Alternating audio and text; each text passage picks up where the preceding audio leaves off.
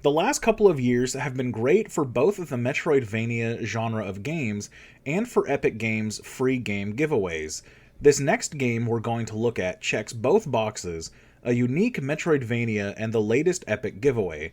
Dandara, with the latest free expansion Trials of Fear Edition, turns the traditional formula on its head with a unique movement system. A story rooted in history, emphasizing themes of oppression, freedom, and hope. Does Dandara prove to be another Metroidvania lost in an embarrassment of riches, or does its experimentation help to elevate the game above the pack? My name is Dylan, and join me on the couch to find out and hit that subscribe button for more reviews in the future.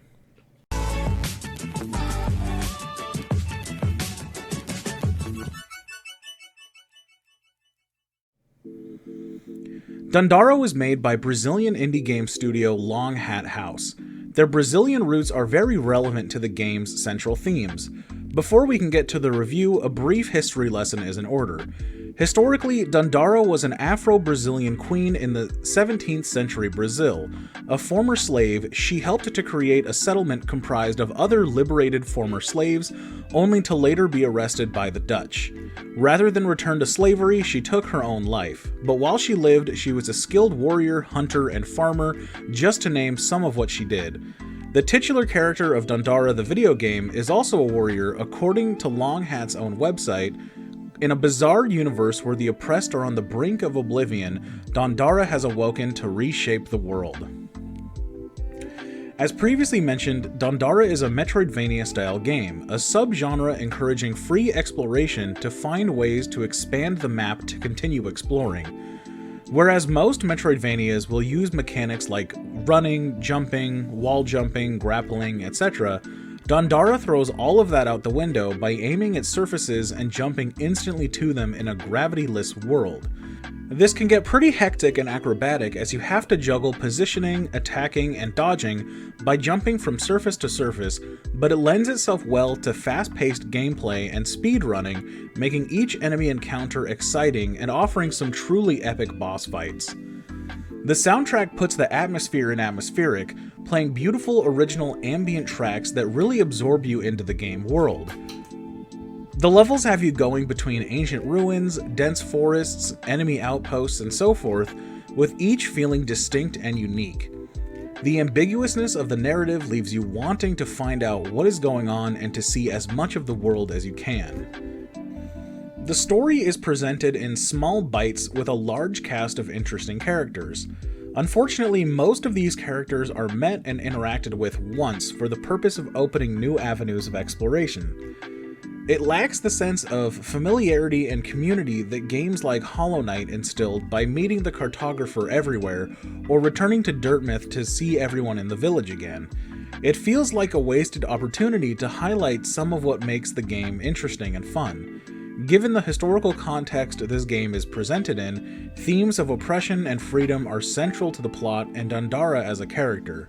Sometimes it can get a little heavy-handed, but it's written simply enough that gamers of all ages can understand most of the game's central messaging.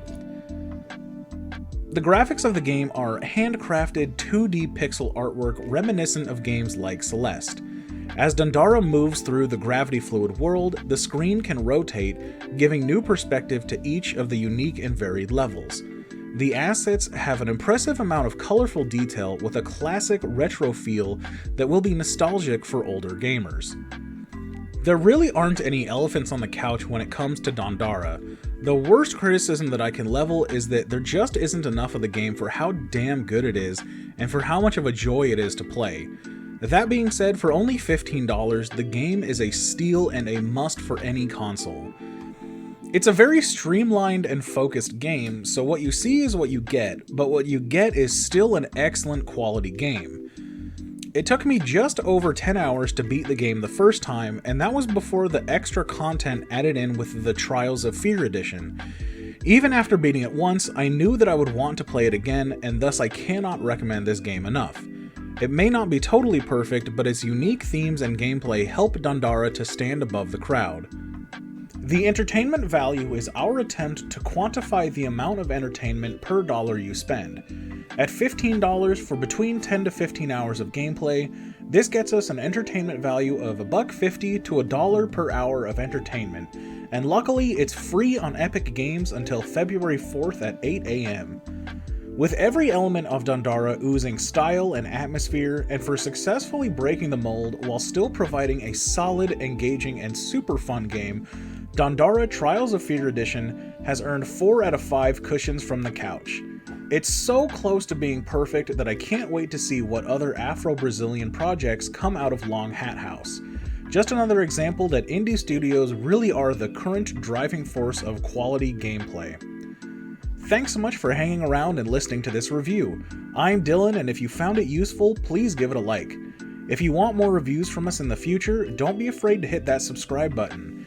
Give that bell icon a little ring to get notifications when we post news, reviews, and Let's Plays, and we'll see you next time on The Couch.